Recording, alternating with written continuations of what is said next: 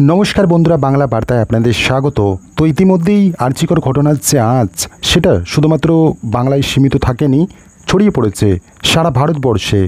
সারা ভারতবর্ষ থেকে এই ঘটনার প্রতিবাদ জানানো হচ্ছে, দোষীদের বিরুদ্ধে দাবি তোলা হচ্ছে, তাদের যেন যথাযথ শাস্তি প্রদান করা হোক।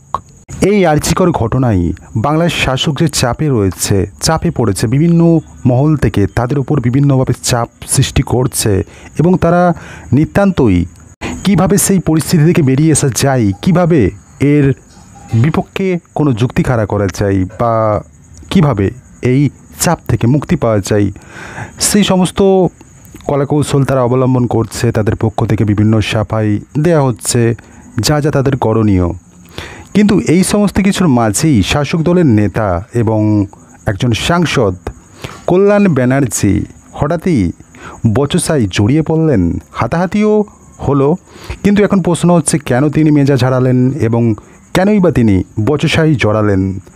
তো যেমনটা জানা যাচ্ছে, আরজিকর ঘটনার প্রতিবাদে কলকাতা কোর্ট চত্বরে মিছিল করেন আইনজীবীরা। সেখানে কল্যাণ ব্যানার্জিও উপস্থিত ছিলেন, আরও অন্যান্য সিপিএমের বিকাশ রঞ্জন ভট্টাচার্য থেকে শুরু করে সায়ন বন্দ্যোপাধ্যায়, আরও অন্যান্য বড় বড় আইনজীবীরা উপস্থিত ছিলেন।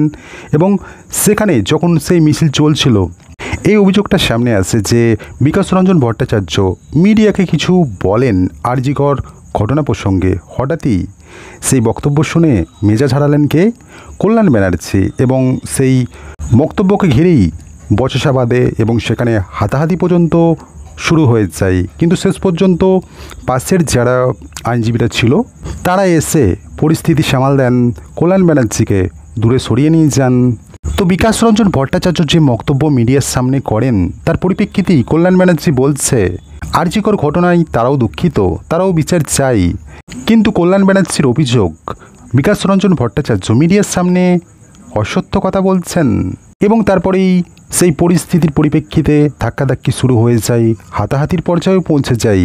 তবে আইনজীবীদের এই মিছিল থেমে থাকেনি, তারা মিছিল করেন, প্রতিবাদ জানান এবং দোষীদের যাতে অতি শীঘ্র খুঁজে বার করে শাস্তি দেওয়া হোক, সেই দাবিও তারা তুলেছে।